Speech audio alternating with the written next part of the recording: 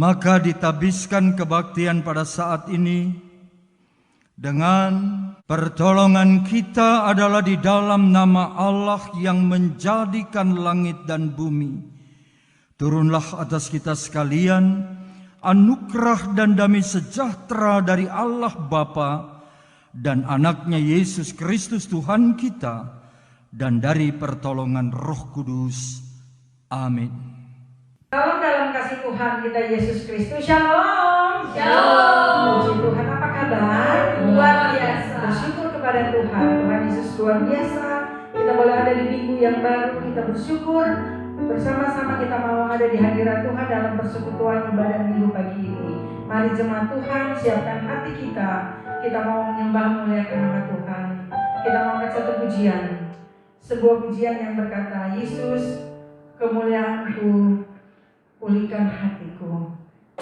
Kita mau ada di hadirat Tuhan. Mau angkat pujian ini bersama. Terima kasih Tuhan. Terima kasih.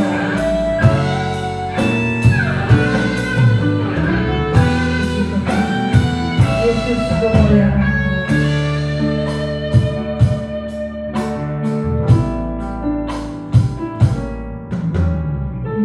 Yesus,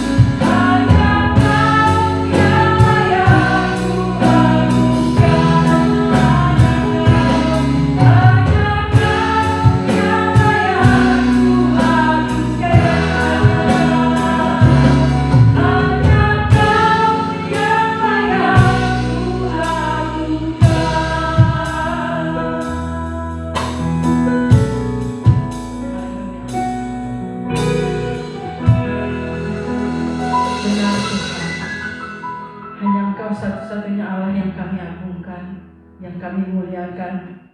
Kami bersyukur Bapa. Kami bersyukur untuk kasih setia Tuhan dalam hidup kami. Kami bersyukur, berterima kasih karena Tuhan Yesus begitu baik bagi kami. Tidak ada satu alasan bagi kami untuk tidak bersyukur apapun keadaan yang Tuhan izinkan kami hadapi. Kami bersyukur menaikkan kepadamu Bapa. Di dalam persekutuan ibadah minggu pagi ini Bapa, ini kami anak-anak-Mu. Kami mau menaikkan ucapan syukur terima kasih kami dengan puji-pujian kami. Kami mau ada di hadirat Tuhan. Mari Tuhan memberkati persekutuan ibadah ini dari awal, pertengahan sampai akhirnya. Semua itu kami percaya boleh jadi seturut kehendak Tuhan dan boleh menjadi dupa yang harum bagi kemuliaan nama Tuhan di dalam ibadah kami ini. Terima kasih Bapa, terima kasih Tuhan. Kami sungguh bersyukur Tuhan Yesus begitu baik bagi kami. Terima kasih Bapa, ini doa kami. Kami alaskan dan syukurkan dalam nama Tuhan kami Yesus Kristus yang adalah kekasih jiwa kami yang hidup. Kami berdoa dan bersyukur. Haleluya. Amin. Puji Tuhan. Saudaraku kekasih di dalam Tuhan, satu-satunya raja di dalam kehidupan kita hanyalah Dia, raja di atas segala raja, Tuhan kita Yesus Kristus. Kita mau memuji Tuhan, kita mau mengakukan Tuhan. Kita angkat satu pujian yang berkata Dia raja, satu-satunya. Bersyukur kepadanya bahwa kasih baginya.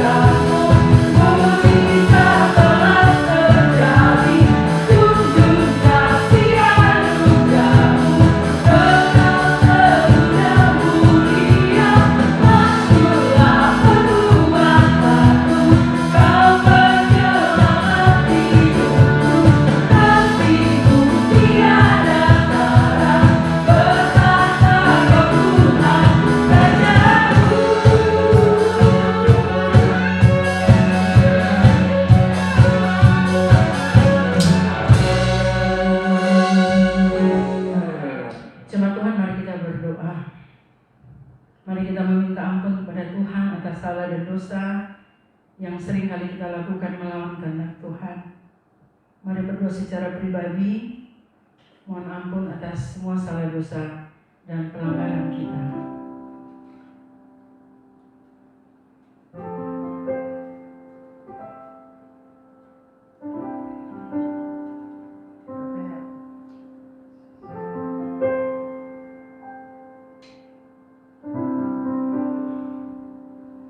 Bapa yang penuh kasih, saat ini kami datang menghadap hadirat-Mu yang kudus. Seringkali kami berusaha menutupi segala dosa dan pelanggaran kami, menutupi semua salah kami di hadapan Tuhan. Seringkali Tuhan kami melakukan hal-hal yang tidak Tuhan kehendaki. Kami banyak menyakiti orang-orang yang ada di sekitar kami.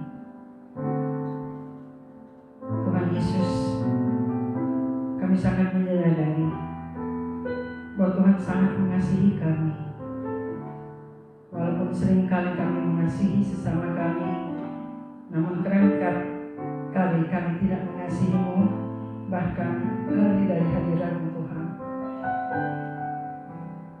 Karena kesibukan kami Tuhan, kami menjadi lupa bahwa ada penyertaan Tuhan dalam hidup kami. Kami terlalu egois. Kami selalu membenarkan apa yang benar menurut kami. Kami seringkali menyakiti orang tua kami, mama, papa, bahkan anak-anak yang Tuhan berikan bagi kami sebagai keluarga. Kami seringkali menyakiti orang-orang yang ada di sekitar kami dengan perkataan, pikiran, dan perbuatan kami Tuhan. Banyak kata-kata yang keluar dari mulut bibir kami menjadi batu sandungan bagi orang lain. Ampuni kami Bapa. Ampuni kami Tuhan Yesus di setiap salah dan dosa yang sudah kami lakukan. Kami seringkali lalai dan lupa akan tugas dan tanggung jawab kami. Kami terlalu mementingkan diri kami sendiri. Kami terlalu berfokus pada diri kami sendiri. Ampuni kami Tuhan atas semua salah dan dosa kami. Sekecil apapun kesalahan yang kami sudah lakukan, pagi hari ini Tuhan kami mau bawa di hadirat Tuhan. Kiranya Tuhan mau mengampuni salah dan dosa kami. Pulihkan kami Tuhan. Tolong kami Bapa. Mampukan kami Tuhan untuk dapat berjalan seturut kehendak Tuhan. Biarlah dengan tangan kasih Tuhan akan selalu menopang kami, akan selalu menuntun kami, sehingga kami boleh hidup seturut kehendak Tuhan. Kekuatan Tuhan akan memampukan kami untuk dapat berjalan menurut kasih Tuhan dan tidak mengulang kembali kesalahan yang sama. Terima kasih Bapa, terima kasih Tuhan. Kami bersyukur pagi hari ini kalau kami boleh mengaku dosa kami, dan dengan iman kami percaya bahwa kami punya Allah yang begitu besar kasih setianya, yang sudah selalu penuh pengasihan dan mau mengampuni dosa kami. Terima kasih Bapa, terima kasih Tuhan. Ini doa kami, doa permohonan doa kami, doa permohonan dosa kami yang kami boleh kami syukurkan di dalam satu nama Tuhan kami Yesus Kristus, yang sudah mati bagi kami untuk menebus dosa kami. Haleluya. Amin. Jemaat yang diberkati Tuhan, kita akan membaca berita pengampunan dosa yang pagi hari ini diambil dari kitab Ibrani. Ibrani 9 ayat yang ke-22, demikian firman Tuhan. Dan hampir segala sesuatu disucikan menurut hukum Taurat dengan darah, dan tanpa penumpahan darah tidak ada pengampunan dosa. Kita sambut berita anugerah Allah dengan satu pujian, sebuah pujian yang berkata, tak terukur kasih-Mu Yesus, Kau telah mati gantikan diriku. Puji Tuhan.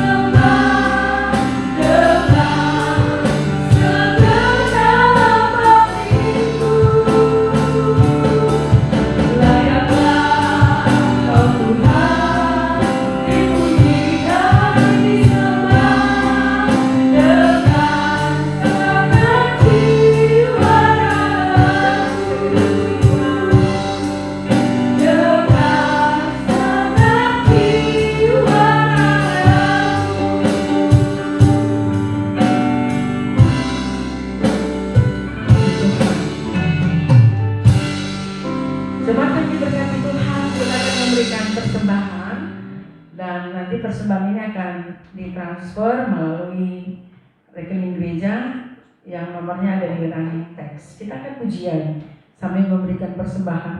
Aku diberkati.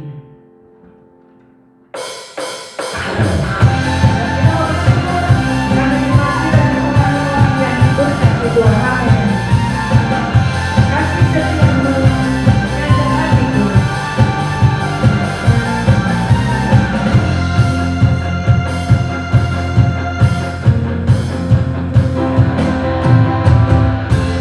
Kasih setiamu yang bagiku, hikmat kebajikan bersedia bagiku.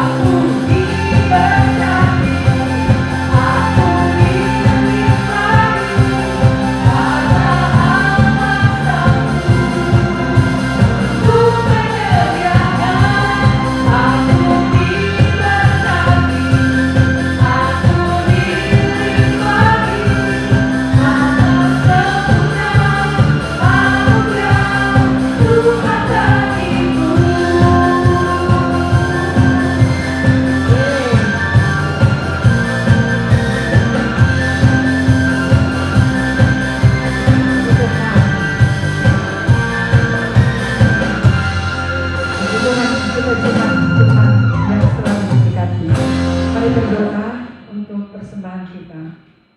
Bapa yang baik, Bapa yang penuh kasih, kami bersyukur pada pagi hari ini kalau Tuhan masih berikan kami kesempatan untuk memberi bagi pelayanan Tuhan yang ada di gereja kami, GKRI Pniel Karawaci.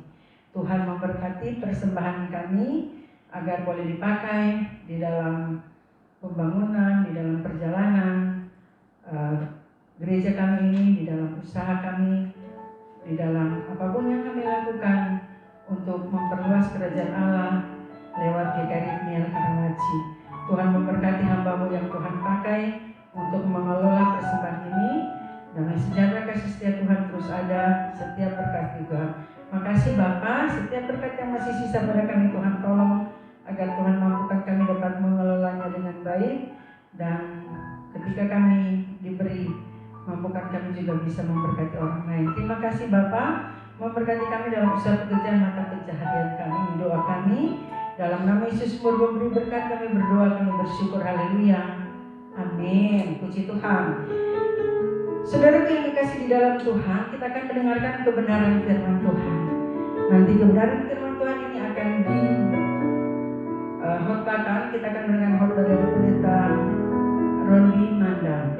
Pendeta Roni Mandang akan share firman Tuhan bagi kita. Sebelumnya mari sama-sama kita angkat satu pujian, sebuah pujian yang berkata, Tuhan menolongku. Musim akan selalu berganti, kasih Tuhan tetap abadi.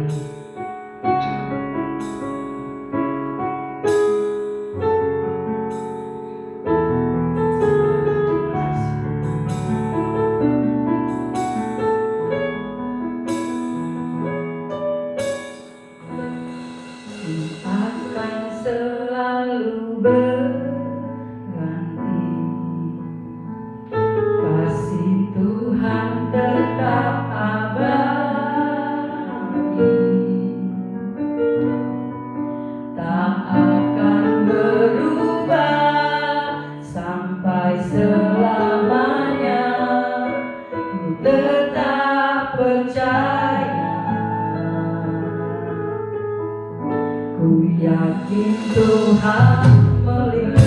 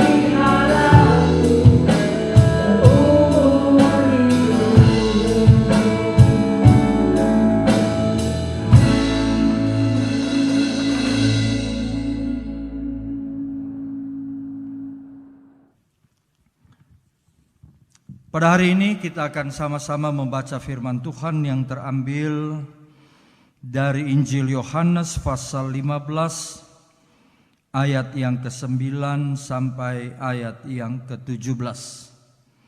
Injil Yohanes pasal 15 ayat 9 sampai ayat yang ke-17. Demikianlah firman Tuhan.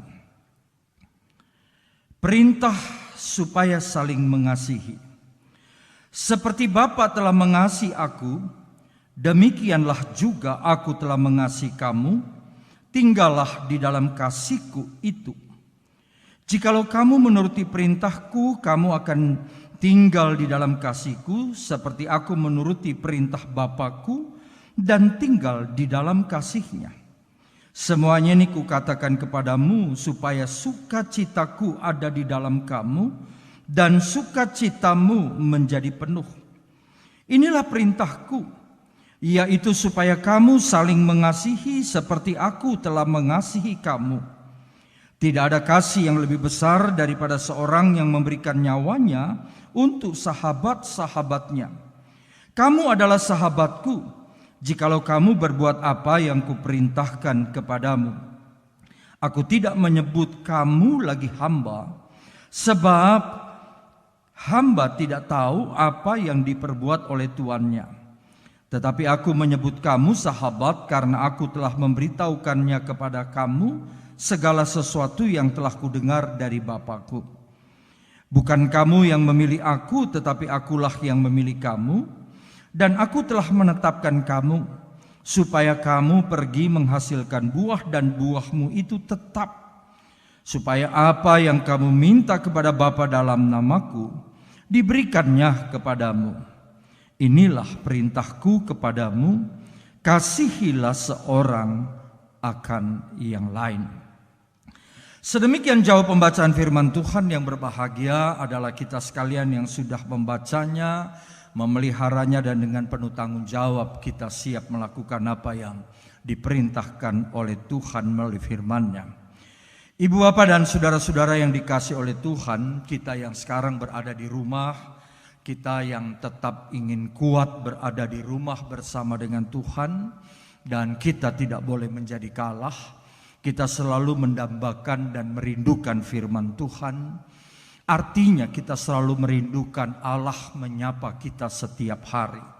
Allah berbicara kepada kita setiap hari. Dan mungkin hal ini tidak pernah terjadi pada waktu saya dan saudara berpikir kalau kita beribadah hanya pada hari Minggu. Sekarang kita memiliki kesempatan pada setiap hari. Dan ibu bapak sekalian, tema pada hari ini adalah sebuah tema yang sangat penting, yaitu identitas bukan lagi hamba. Sekali lagi tema pada hari ini, identitas bukan lagi hamba. Diambil dari Yohanes pasal 15 ayat 9 sampai ayat 17. Dan ibu bapak sekalian, bahwa kalau kita bicara tentang satu identitas, di dunia diajarkan bahwa seorang yang berpribadi memiliki sebuah identitas, dan itu bisa dipelajari. Bahwa identitas ilahi yang harus menjadi bagian dari kehidupan kekristenan kita, spiritualitas Kristen kita, dia dibangun bukan karena knowledge, bukan dibangun atas dasar pengetahuan, tetapi dia dibangun atas dasar sebuah hubungan. Hubungan antara kita orang percaya dengan Yesus sebagai kepala gereja, dan sudah tentu Allah di dalam Bapa, Anak, dan Roh Kudus. Maka dengan demikian kita belajar bagaimana identitas itu kita peroleh. Di dalam Injil Yohanes dikatakan bahwa identitas yang terpenting dimulai karena dibangunnya sebuah prinsip yang paling dasar. Setiap orang mengalami satu kelahiran baru. Mengalami kelahiran baru harusnya kita mengerti bahwa kita dilahirkan dari atas, dari Allah. Kita mengalami penciptaan yang baru. Ini disampaikan oleh Yesus Kristus sendiri ketika berbicara dengan Nikodemus, seorang pemimpin agama. Dan dia merasa kalau datang pada siang hari, keberadaannya dan statusnya akan dipersoalkan dan digugat oleh banyak orang. Dan karena itu Nikodemus datang kepada Yesus pada waktu malam. untuk memberikan rasa aman dan nyaman dalam diri Nikodemus. Dan dia bertanya kepada Yesus. Dan ibu bapak sekalian, kita semua mengerti pada waktu bicara dengan Yesus, Yesus bilang, "Hai Nikodemus, jikalau engkau tidak dilahirkan kembali, engkau tidak akan melihat kerajaan Allah." Nah, kenapa Yesus mengatakan kalimat yang menjadi penting? Calvin atau John Calvin mengatakan bahwa kita semua harus mengingat dengan baik bahwa ketika Yesus berbicara kepada Nikodemus, sebetulnya Yesus punya tujuan yang sangat mendesak kepada Nikodemus. Nikodemus tidak akan pernah mengerti siapa Yesus. Nikodemus tidak akan pernah mengerti tentang Injil. Nikodemus tidak akan mengerti kebenaran yang disampaikan oleh Yesus, di mana Yesus nanti masih di dalam kitab yang sama, kitab Yohanes. Akulah jalan kebenaran dan hidup. Dan ibu bapak sekalian, Yesus ingin mengatakan kepada Nikodemus, apapun yang dimiliki diketahui oleh Nikodemus, selama Nikodemus tidak mengalami pembaharuan kehidupan dan memiliki sebuah hubungan yang baru dengan Allah, dalam hubungan kelahiran baru itu, Nikodemus tidak akan pernah tahu tentang apapun sekalipun dia memiliki predikat sebagai seorang pemimpin agama Yahudi. Nah, ibu bapak dan saudara-saudara yang dikasih oleh Tuhan, hanya dengan mengalami apa yang dikatakan oleh Yesus kelahiran baru itu, maka Nikodemus akan sampai kepada sebuah kebenaran di mana dia sendiri dibaharui. Ini yang sebetulnya menjadi hal yang penting. Adam Clarke mengatakan begini, pada dasarnya setiap orang Kristen harus mengalami dua hal yang penting, yaitu dua kali kelahiran. Yang pertama adalah kelahiran dari sorga, dan yang kedua kelahiran secara biologis, kelahiran di dunia ini. Nah, menurut Adam Clarke, bahwa setiap orang yang mengalami kelahiran kembali karena datang dari Allah, datang dari atas, maka dia bisa memahami dan hidup dalam kerajaan Allah. Tetapi juga menjadi sangat penting ketika setiap orang mengalami kelahiran secara biologis. Setiap orang akan memiliki sebuah pengalaman ritualitas kekristenan, bahwa setiap orang yang dilahirkan di dunia ini memiliki kesempatan untuk memiliki identitasnya. Yaitu kali ini identitas bukan lagi sebagai hamba. Dan ibu bapak sekalian, kita semua memahami Alkitab di perjanjian baru berkali-kali mengatakan kamu bukan lagi hamba, kamu jangan lagi diperbudak seperti hamba. Hamba di dalam Alkitab umumnya kita mengerti akan bekerja kalau diperintah. Seorang hamba di dalam Alkitab seringkali juga kita tahu, dan Yesus juga mengungkapkan dalam Injil Yohanes pasal 15, bahwa seorang hamba tidak tahu apa yang tuannya buat. Saya dan saudara bersyukur karena kita bukan hamba, bukan budak. Kalau budak itu melakukan segala sesuatu karena diperintah oleh tuannya. Kita bukan lagi budak yang dalam persepsi umum, seorang budak biasanya menuntut upah. Kalau upah saya anggap memadai buat saya akan bekerja. Tetapi kalau kita bukan lagi sebagai hamba, saya pernah berkhotbah, kita adalah anak-anak Allah. Maka anak mengerti hati Bapa, anak mengerti apa yang dikehendaki oleh Bapa, dan anak melakukan segala sesuatu bukan karena sekedar diperintah, tetapi karena ada cintanya yang hangat kepada Bapaknya. Ini adalah identitas ilahi, bahwa identitas bukan lagi sebagai hamba seharusnya menjadi kekuatan kekristenan pada hari-hari ini. Kenapa saya ulang lagi? Rasul Paulus mengatakan kita jangan lagi menjadi serupa dengan dunia ini. Karena ketika saya dan saudara orang Kristen pengikut Yesus menjadi serupa dengan dunia, kita kehilangan identitas ilahi kita. Kita kehilangan apa yang seharusnya menjadi bagian penting yang terintegrasi antara kedatangan Kristus, firman Tuhan, dengan Roh Kudus yang dicurahkan, yang kemudian membuat saya dan saudara-saudara dengan dunia ini menjadi berbeda, yaitu adanya identitas ilahi. Sekalipun saya dan saudara memiliki banyak hal, Saudara-saudara berpengalaman, saudara-saudara kita lihat banyak orang di dunia memiliki segala-galanya dan menyebut diri sebagai orang Kristen, melayani, memiliki jabatan, kemana-mana pergi melayani Tuhan. Tetapi kalau dia tidak punya identitas kehilangan atau dia kehilangan identitas ilahi, maka dia tidak akan menunjukkan dari mana dia sebenarnya datang. Nah, ibu bapak sekalian, kita kembali kepada pembacaan kita. Pada ayat yang ke-9, kita semua memahami bahwa ini merupakan cakupan dari satu pasal, yaitu Yohanes 15. Dan Yesus menggambarkannya dengan jelas. Hubungan yang tadi saya sampaikan adalah hubungan karena kelahiran baru. Pada sisi yang kedua, Yesus menegaskan hubungan itu seperti antara pokok anggur yang benar dengan carang-carangnya atau ranting-rantingnya. Yesus berkata pada ayat yang ke-5, akulah pokok anggur dan kamulah ranting-rantingnya. Barang siapa tinggal di dalam aku dan aku di dalam dia, ia berbuah banyak sebab di luar aku. Kalau ranting di luar pokok, saya dan saudara orang Kristen di luar Kristus tidak mampu berbuat apa-apa. Ini sebuah kebenaran yang diteguhkan dan ditegaskan di dalam Injil Yohanes. Lalu pada bagian yang berikutnya kita membaca bahwa setelah kelahiran baru, hubungan antara pokok anggur dengan ranting, maka sekarang kita diajar untuk perintah mengasihi Allah. Dikatakan pada ayat yang 9, seperti Bapa telah mengasihi aku, demikianlah juga aku telah mengasihi kamu. Berkali-kali saya mengatakan bahwa Bapa mengutus Yesus putranya, dan nanti putranya Yesus mengutus Roh Kudus. Lalu pada waktu saya dan saudara melayani Tuhan, sebenarnya kita diurapi karena ada pengutusan dari Roh Kudus dalam kehidupan kita. Nah, ini yang dipakai oleh Yesus, seperti Bapa telah mengasihi aku, demikianlah aku mengasihi kamu. Sama seperti Bapa mengutus aku mengutus kamu. Dan dikatakan karena dasarnya pengutusan untuk mengikat semua pengikut Kristus, pokok anggur dengan rantingnya. Lalu Yesus mengatakan, tinggallah di dalam kasih-Ku itu.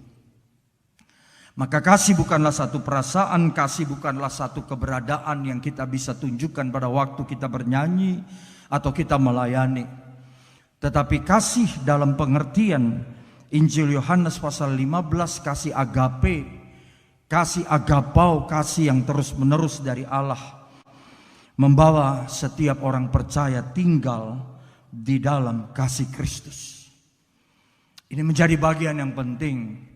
Karena itu kita diajarkan mengapa bergereja juga di rumah menjadi penting. Karena hakikat gereja tidak saja gereja yang kelihatan, gereja yang tidak kelihatan, himpunan orang percaya atau gedung. Dan saya berkali-kali ingin menegaskan lagi bahwa gereja bukan sekedar gedung, kita adalah gereja. Dan karena kita adalah gereja, kita memiliki potensi kesempatan untuk tinggal di dalam kasih Kristus.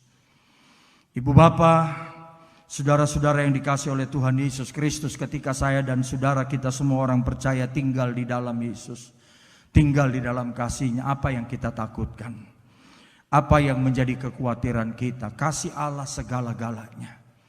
Kasih-Nya menaungi kita sedemikian rupa.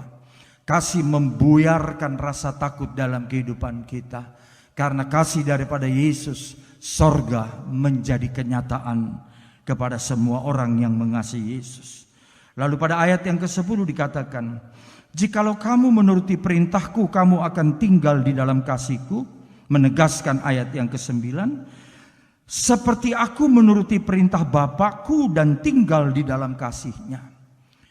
Ini hubungan relasi antara Yesus sebagai anak dengan Bapa, dan itu digambarkan, diparalelkan antara Yesus dengan saya serta saudara untuk hidup di dalam kasih itu.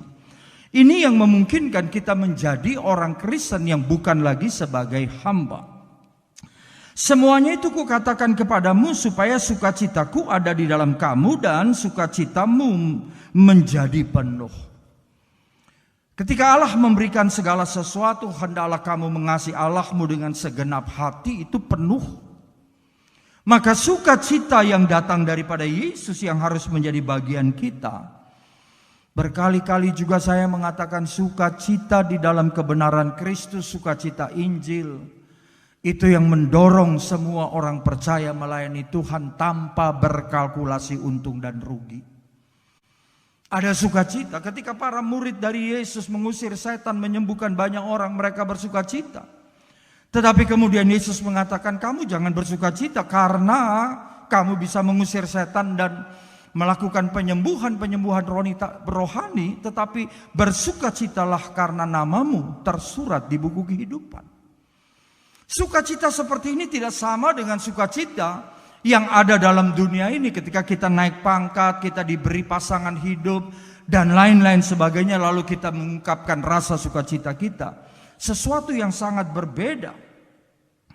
Lalu kemudian pada ayatnya yang ke-12, inilah perintahku, yaitu supaya kamu saling mengasihi seperti aku telah mengasihi kamu. Dasar dari kasih Allah ini, dia menjadi modal terbesar bagi saya dan saudara hidup sebagai orang percaya yang punya identitas ilahi.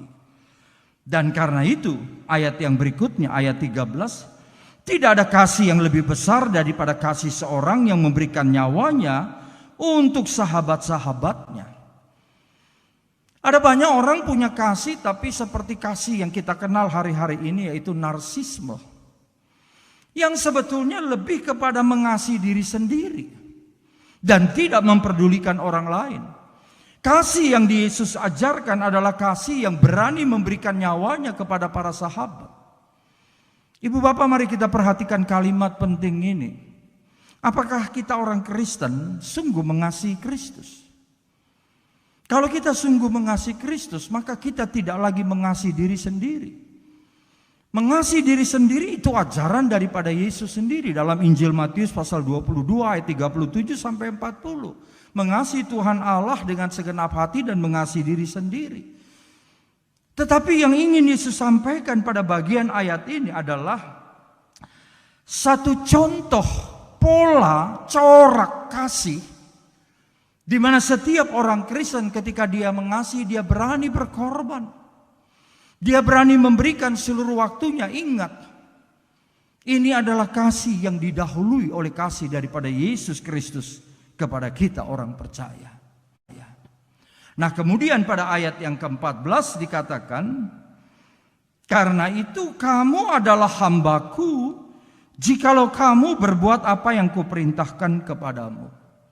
Mustahil saya dan saudara orang Kristen di mana saja mengatakan mengasihi Tuhan tapi tidak mengikuti perintah Tuhan.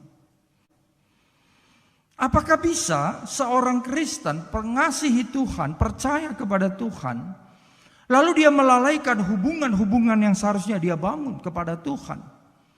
Misalnya dengan berdoa, membaca, menekuni kitab suci.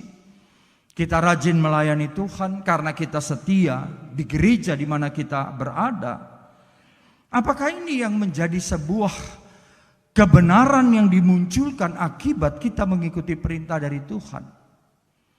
Ketika hal ini tidak pernah terjadi, ibu bapak sekalian, maka kasih itu berdasarkan yang disaksikan di dalam kitab 1 Yohanes 1, 1 Yohanes 2, dan 1 Yohanes 3, itu adalah satu kebohongan, satu dusta yang besar. Kita mengatakan kita mengasihi Allah tapi membenci sesama kita. Kita mengatakan mengasihi Yesus tapi kita bicarakan orang lain. Bukan yang seperti itu yang Yesus katakan. Dan karena itu pada ayat yang ke-14, kasih yang rela memberikan nyawanya kepada sahabat-sahabatnya, itu memberikan sebuah gambaran untuk menghadirkan identitas ilahi. Dan Yesus kemudian mengatakan, kamu adalah sahabatku jikalau kamu berbuat apa yang kuperintahkan kepadamu. Kamu adalah sahabat. Apa bedanya sahabat dengan seorang hamba? Pada ayat yang ke-15 Yesus dengan tegas menjelaskan, aku tidak menyebut kamu lagi sebagai hamba, sebab hamba tidak tahu apa yang diperbuat oleh tuannya. Tetapi aku menyebut kamu sahabat, karena aku telah memberitahukan kepada kamu segala sesuatu yang telah kudengar dari Bapakku. Coba kita simak ayat yang ke-15 dari pasal 15 ini. Bahwa seorang hamba tidak pernah tahu apa yang dipikirkan oleh tuannya. Di dalam hubungan korelasi yang ada dalam dunia akan menjadi sama. Dalam hubungan dengan gereja juga demikian. Apapun yang disampaikan oleh hamba-hamba Tuhan, kita tidak akan mengerti karena kita seringkali tidak ingin berupaya untuk menjadi orang Kristen. Di mana saya dan saudara kita semua orang Kristen sepatutnya lah tidak hidup lagi sebagai hamba tetapi sebagai sahabat. Ada kalimat yang menggetarkan dari Yesus pada ayat 15 bagian B. Karena aku telah memberitahukan kepada kamu segala sesuatu yang telah kudengar dari Bapakku. Segala sesuatu yang Yesus dengar dari Bapa disampaikan kepada sahabat. Tetapi segala sesuatu yang ada dalam pikiran dari Kristus kepada semua hamba itu tidak akan pernah mengerti. Hanya kepada sahabat saja para sahabat itu akan mengerti. Nah, untuk memperteguh integritas dari seorang sahabat, hubungan identitas ilahi bukan lagi sebagai hamba. Lalu dikatakan pada ayat 16 dan ayat 17, dan ini menjadi sangat penting untuk kita renungkan bersama. Yesus mengatakan pada bagian ini, bukan kamu yang memilih aku, tetapi akulah yang memilih kamu. Soal pilihan, seringkali kita ingin mengatakan hak pilih ada dalam hidup kita. Kita memilih pasangan kehidupan kita memilih jurusan dari pendidikan yang kita sukai, kita memilih untuk bekerja di mana, kita memilih partai politik tertentu. Semua itu dasarnya umumnya ada dalam diri kita. Tetapi Yesus menegaskan bukan kamu yang memilih aku, tapi akulah yang memilih kamu.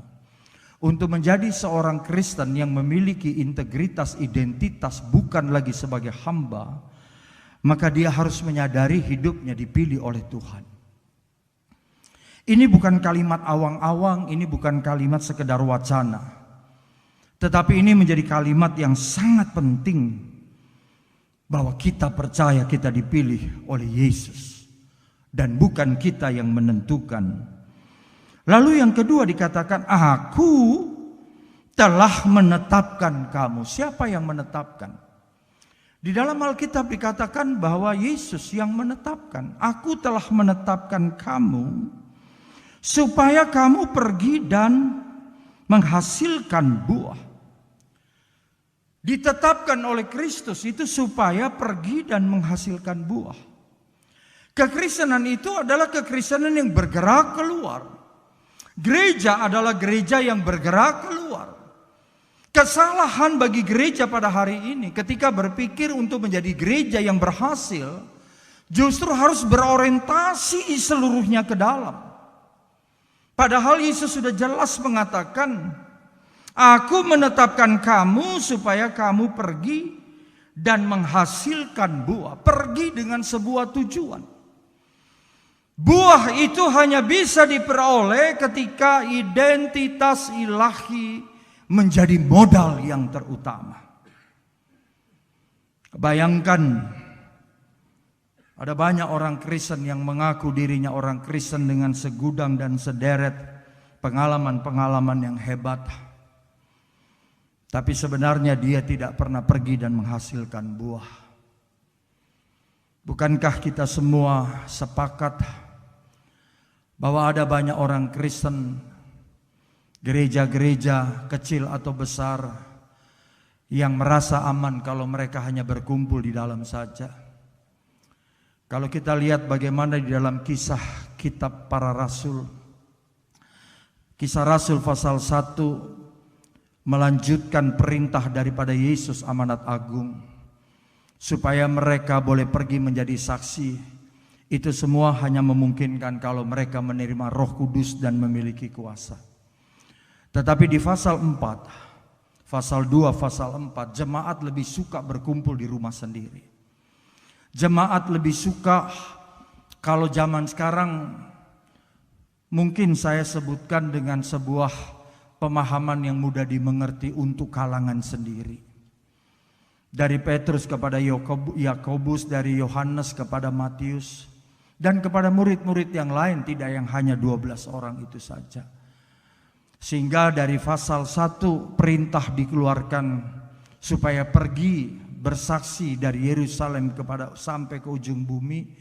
Tapi pasal 2, pasal 4 lebih suka berkumpul. Dan kemudian kita baca mulai pasalnya yang ke-8, maka dimulailah penganiayaan itu. Kurang lebih 7 tahun dari pasal 1 jemaat lebih suka berkumpul di dalam. Sementara tugas dan amanat agung sudah diberikan. Tidak ada cara lain kalau tidak muncul kesadaran Tuhan kirim penganiayaan. Sehingga mulai dari pasal 8 kitab Kisah Rasul pasal 8, mulailah penganiayaan. Ketika jemaat mulai dianiaya, mereka tersebar, disebutkan sebagai diaspora. Di saat mereka tersebar itulah Injil diberitakan. Saya kira sebagai seorang Kristen kita tidak perlu harus mengalami cemeti dan ganjaran dari Tuhan untuk melakukan apa yang Tuhan mau. Saya dan saudara tidak boleh menjadi seorang hamba yang selalu berhitung, Tuhan kalau saya melayani saya lebih suka dengan jadwal yang saya atur. Tuhan kalau saya melayani, saya ingin melayani dengan semua yang saya atur sendiri. Tidak demikian. Kalau kita mengerti hati Allah, kita akan selalu berkata, Tuhan apa yang harus saya lakukan, Tuhan apa yang Tuhan mau saya kerjakan. Yesus mengatakan supaya segala sesuatu yang aku tetapkan pergi dan menghasilkan buah. Maka dengan demikian tidak ada satu pelayanan, tidak ada satu pujian, tidak ada satu penyembahan, tidak ada satu persembahan yang diberikan kepada Tuhan menjadi sia-sia. Dengan pengertian menghasilkan buah selalu ada hasil. Ketika ada banyak orang Kristen tahunan berada di gereja tapi tidak pernah pergi dan menghasilkan buah, maka itu adalah satu kegagalan dalam kehidupannya. Dan tidak cukup hanya sampai di situ, kemudian Yesus menambahkannya, dan buahmu itu tetap. Maka buah yang tetap itu bukanlah buah musiman. Buah yang tetap itu bukan kalau pada saat kita baru gajian dari perusahaan di mana kita bekerja, kita memiliki banyak uang, kita begitu senang bernyanyi melayani Tuhan. Tetapi ketika kita kehilangan lagi uang yang kita miliki sudah mulai menipis, semangat kita melayani Tuhan juga menjadi pudar. Ada banyak orang mengatakan, Pak Pendeta, ini kan suatu realita. Kalau kita dalam keadaan menderita, kalau kita dalam keadaan kekurangan, masakan kita bisa melayani Tuhan, menyukakan hati Tuhan? Ini jawaban yang sangat keliru kalau itu diucapkan dari mulut seorang Kristen. Rasul Paulus mengatakan, siapakah yang dapat memisahkan kita dari kasih Kristus? Kemiskinan, ketelanjangan, penganiayaan, kelaparan. Tidak ada yang bisa memisahkan kita. Karena itu, pergi menghasilkan buah dan buahmu tetap. Di sana ada unsur jauh dari kegagalan. Ketika saya dan saudara diutus oleh Tuhan, di mana saja Tuhan taruh kita hari-hari ini, maka sebenarnya tujuannya Tuhan tetapkan pergi untuk menghasilkan buah dan buahnya tetap. Kita tidak boleh menjadi orang Kristen. Ada orang yang menggambarkan, ada orang Kristen yoyo. Sebentar dia ada di atas, sebentar dia ada di bawah. Sebentar lagi dia ada di atas, sebentar dia ada di bawah. Kita setuju bahwa hidup ini seringkali bergerak seperti itu. Tetapi inti dari seluruh proses kekristenan kita, sebenarnya kita pergi untuk menghasilkan buah dan buahnya tetap. Semua orang Kristen yang dikenal baik, dia akan menjadi orang Kristen baik yang tetap. Setiap orang Kristen yang bertekun, dia akan dikenal sebagai orang Kristen tekun yang tetap. Setiap orang Kristen yang suka memberi, dia akan dikenal sebagai orang Kristen yang memberi tetap. Itu buah yang tetap. Ketika semua orang Kristen, saya dan saudara melayani Tuhan, diberi jabatan oleh Tuhan, itu bukanlah dorongan supaya kita melayani Tuhan dengan pemahaman, oh kita menjadi rajin hari ini. Tidak. Diberi jabatan atau tidak diberi jabatan, selama saya dan saudara hidup, karena ditetapkan oleh Yesus, diutus pergi dan menghasilkan buah, dia tidak bergantung kepada musim. Dia tidak bergantung kepada periodisasi dari jabatan yang diberikan kepada kita. Lalu kemudian pada ayat yang ke-16 ini bagian dari akhir perikop yang Yesus ungkapkan. Supaya apa yang kamu minta kepada Bapa dalam namaku, diberikannya kepadamu. Jemaat yang dikasihi Kristus, minta kepada Bapa bukan menjadi peminta-minta yang sama dengan dunia ini. Kita di gereja terus menentang orang Kristen yang gemar meminta-minta bantuan, yang gemar meminta-minta pertolongan sementara dia mampu melakukannya. Kita orang Kristen di gereja, kalau kita minta kepada Bapa. Saudara minta kepada gembala sidang, saudara minta kepada pendeta, saudara minta kepada majelis. Tidak ada yang bisa memberikannya begitu sempurna seperti Bapa beri kepada anak-anaknya. Di sini yang begitu indah disampaikan oleh Yesus Kristus Tuhan kita. Dan apa saja yang kamu minta kepada Bapa dalam nama Yesus, diberikannya kepadamu. Hari ini apa yang kita mau minta dari Bapa? Minta dalam nama Tuhan Yesus. Kita semua sepakat, Bapa lindungi kami, Bapa jaga kami, Bapa berkati kami, Bapa lalukan kami dari mara bahaya, Bapa lalukan kami dari bencana alam, Bapa berikan kami kekuatan, kedamaian, penghiburan. Kita minta kepada Bapa. Dan khotbah saya pada waktu yang lalu saya mengatakan tidak ada bapa di mana anaknya meminta roti diberikan batu oleh bapaknya, tidak ada. Minta apa saja kepada Bapa. Itu bukan menunjukkan saya dan saudara adalah pengemis rohani. Minta itu adalah janji yang diberikan Yesus. Mintalah maka kamu akan diberi, ketuklah maka pintu akan dibukakan. Carilah maka kamu akan menemukannya. Nah, pada hari ini ketika kita semua berdiam di rumah, beribadah di rumah, mungkin dari mimbar ini saya menyapa saudara-saudara sekalian yang di rumah. Keadaan dari kehidupan kita berubah. Biasanya kita pergi keluar, sekarang tidak. Ada satu hal yang membuat saya miris. Kita sudah melihat keberhasilan di kota Wuhan. Bagaimana kemudian penduduk yang tadinya diisolasi, yang dikarantina, di lockdown, lalu kemudian dibuka. Dan mereka kemudian seperti menjadi pelopor di dunia ini. Tapi sisi yang lain dari berita yang jarang diungkap. Ketika semua orang-orang yang berkumpul di rumah itu, ternyata mereka tidak bisa bersatu, angka perceraian menjadi sangat tinggi. Maka ini adalah kesempatan minta. Minta agar Bapa membaharui hubungan dalam keluarga. Minta agar Bapa mendatangkan damai sejahteranya bagi keluarga. Tidak mungkin satu keluarga harus bertengkar terus. Karena bukan tujuannya seperti itu ketika rumah tangga dibangun. Kita sepakat hari ini kita tidak minta emas yang ditimbang berkilo-kilo, bukan. Kita tidak perlukan itu. Yang kita perlukan adalah sehat, aman, rukun, damai sejahtera dan bersatu.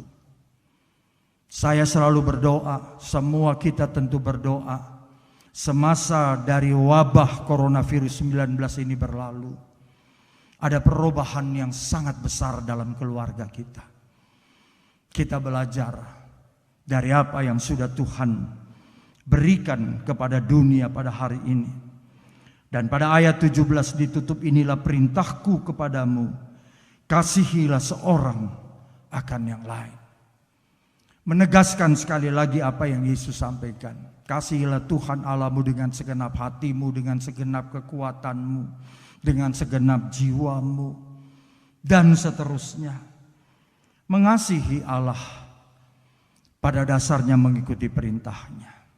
Dan siapa yang mengikuti perintahnya, dia akan menjadi orang percaya, orang Kristen yang dibangun dengan dasar yang kokoh, yaitu dia memiliki identitas ilahi.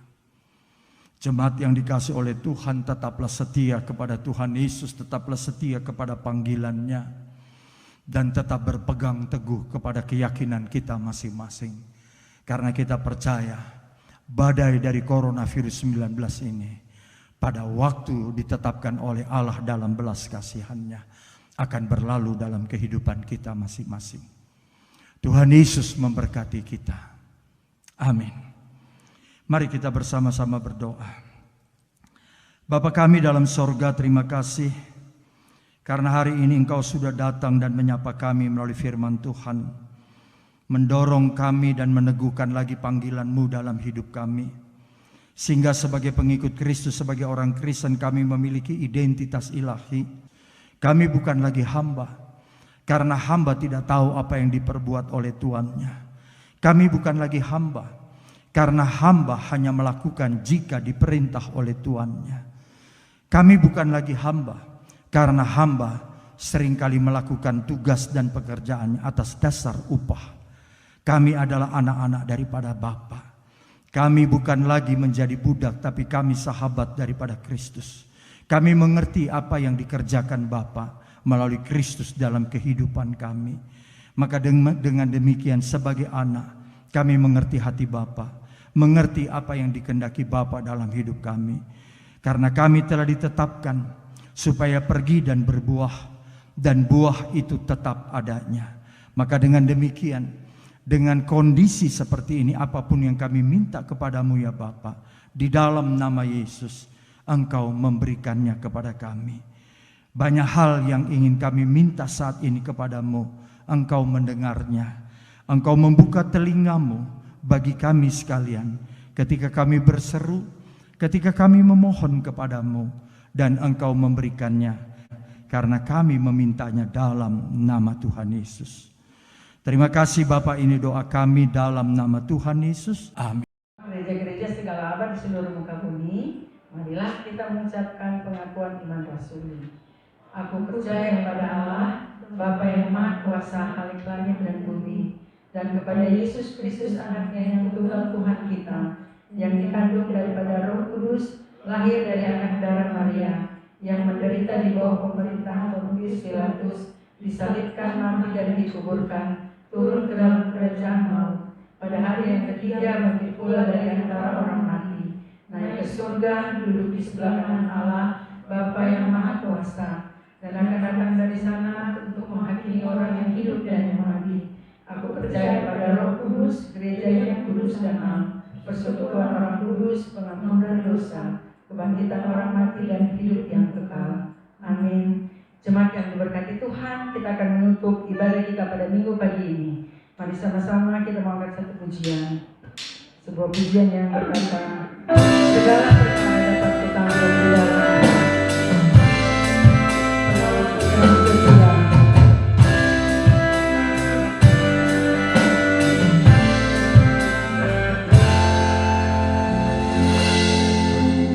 Penolong yang selalu setia, memenuhi keperluanmu, tak pernah dia mengecewakan. Yesusku tak pernah gagal.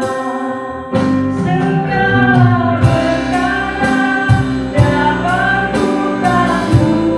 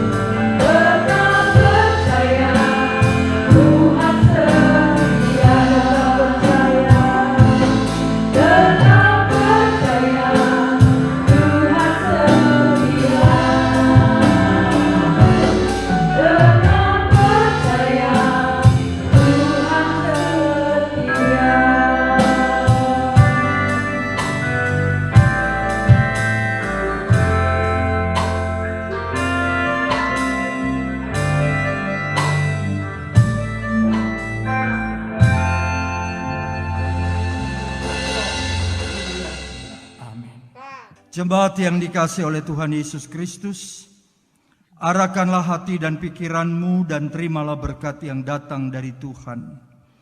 Adapun anugerah dari Allah Bapa, kasih dari Tuhan Yesus Kristus, serta persekutuan dari Roh Kudus menyertai saudara-saudara sekalian, mulai dari saat ini sampai Tuhan Yesus Kristus datang kembali, bahkan sampai selama-lamanya. Amin.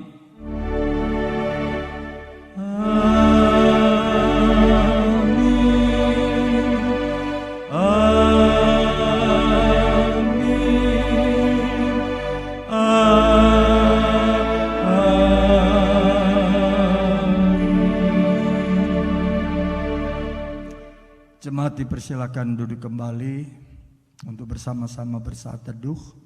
Selamat hari Minggu dan Tuhan Yesus memberkati kita sekalian.